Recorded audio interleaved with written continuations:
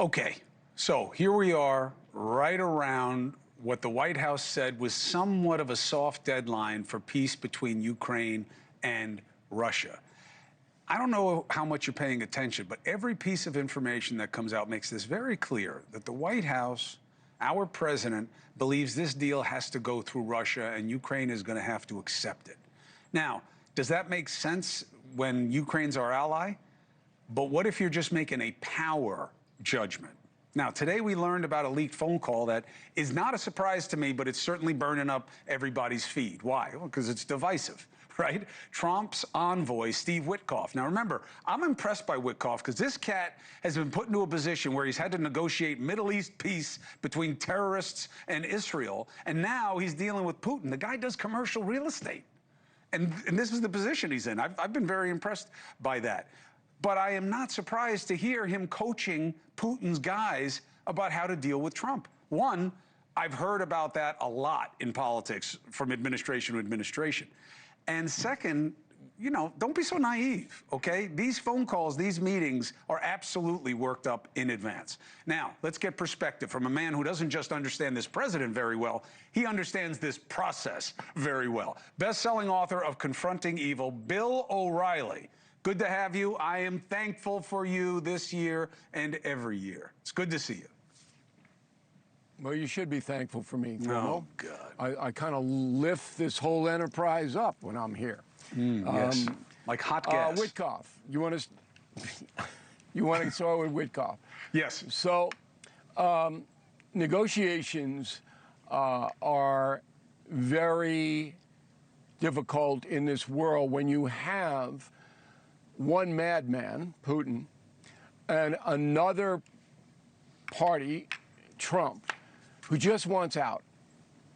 Trump just wants out. He doesn't feel that this is good for anybody on the planet. He understands the Ukrainian suffering. He does. But he just wants to get it over. So what Witkoff's role isn't saying you can have Donbass and then Ukraine will have this. That's not what it is. It's trying to convince the Putin whisperers to go about the situation in a way that will relieve, keyword, the President of the United States. Now, this has been done many, many times, many times. You know who was the best at this in modern American history? Who? Henry Kissinger. Oh, interesting. The last guy we had who was Secretary of State, NSS, and NSA at the same time. Kissinger was that for 2 years. The Rubio guy, is that now. Before he died, I got to know Dr. Kissinger very well. He was a flatterer. He would say all kinds of things, particularly when Nixon was president, they wanted out of Vietnam. And so this isn't some crazy story coming out of nowhere, and that's what Bloomberg portrayed it as. I agree. All right, Bloomberg, not one of my go-to news agencies, agenda all day long, run by one guy. Guy doesn't like Trump, and it bleeds through all of their coverage, even their financial coverage, where they go out of their way to suppress the good inflation news, the stock market news. Bloomberg goes out of its way to tamp it down. That's what drives me crazy. One thing I'm not thankful for is the American media. So this is a bogus story, another hysterical story. What is important, and what people should understand, is that Zelensky has zero power now.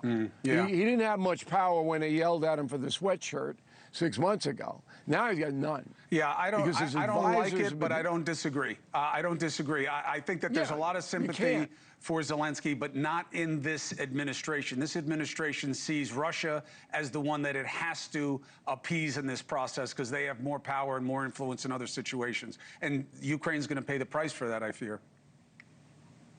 Appease is not the right word. Accommodate is the word. I'll give you that. I'll give you accommodate. Thank you. So there's a back end on the deal. And again, the American media ignores the back end. Yes, Zelensky is going to have to give up territory. And the main reason is 3 of his top advisors have allegedly stolen millions of dollars, and that thing's going to pop wide open. And I don't know whether Zelensky's involved or not. I have no blanking clue. But when you got your 3 top guys, one of whom has fled already from Ukraine, And you know the history of Ukraine. Mm-hmm. One of the most corrupt places, Burisma. Kleptocracy, okay? Maybe even a kakistocracy. Okay, absolutely. And you've got hundreds of billions of dollars floating around that country. Trump knows that, okay? U.S. intel knows that. They know that Zelensky's right on the cliff, right on the cliff. And that's why Zelensky okayed this deal so fast, because he knows it. No bargaining power. NATO is totally withdrawing from Zelensky. So what is likely to happen is that it'll get a favorable deal to Putin. But Putin, as insane as he is right now, he's a psychopath, may not take it. He wants to kill people. Last night he killed 6 more. For what? You got your guy in Doha close to a peace agreement, and you're still blowing up women and children? Yeah, he's always... This is the worst guy on... Yeah, he's always done that. This is why he's on Bill's, the cover of Bill's book. Go ahead, make your point, and then I want to ask you something else. Putin's the worst guy on the planet. Period. It's a tough case to rebut right now. Let me ask you something. I've been building towards this show after show. Cost of living, affordability, call it what you want.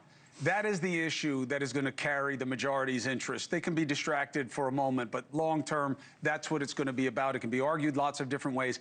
I have a feeling that whether it winds up being right or wrong for him, the president has to take back the mantle of who sells the administration to the American people from his lieutenants. Besant is killing him. He's a smart guy. He's a sophisticated guy. He is not a salesman. And cost of living was MAGA's signature issue for the largest part of the country. Yes, immigration mattered, vindictiveness against deep state and the Democrats. But cost of living, the left is working very hard to take that issue. I think only the president can make the case for himself, not his lieutenants. Well, he understands that. Does he? Because he lets them talk for him a lot. And I think it's hurting him. Yeah, he sends people out there, but he is basically the spokesperson. And the others do pretty much what they do. Besant, I don't know him. And I don't have any info going in and out of Treasury to the White House. I just don't know. I can't really comment with authority on that. But what Trump has accomplished so far is pretty good. And that message is certainly not getting out. No way. Now, he's got that wall, that media wall, just as we talked about with Bloomberg. He's got that wall. It's never going to give him anything. But Thanksgiving dinner is down 5%. Anybody with a 401k rocketed this year. And everybody should put stops on their stocks because that thing is just going crazy. The salaries for people in America are going up, generally speaking, because unemployment is fairly low. All right, and people need good people. They need them, and they'll pay for them. So that you've got a lot of good trends that are coming up in less than a year. He needs another 6 months to solidify that. Where Trump's going to run into problems is with his own party. Because his own party is going to kill the $2,000 rebate to all. They don't want that. They're going to kill an extension of Obamacare because the Republican hardline conservatives, Senator Ron Johnson is their leader out of Wisconsin, we can't spend any more money. We can't. We're going to bankrupt the whole thing. It's going to collapse. And Johnson, he's got a big point. Now, Trump doesn't want to hear that. He's not a restrained spender. Donald Trump isn't. He'll spend to get what he wants. But then you have the Trump people, all right, who want to put a friendly face on the economy against the conservatives who are Dr. No. No, no, no, no, no. No more spending. That is a really tricky problem for Trump. Well, I appreciate your perspective on it. I do believe it's the signature issue. I mean, we get easily distracted, but the distractions are getting more intense but shorter in duration. And that issue is only growing, especially the health care piece. And the Democrats want that, and hopefully it's the fight the country needs. So I'm here for it.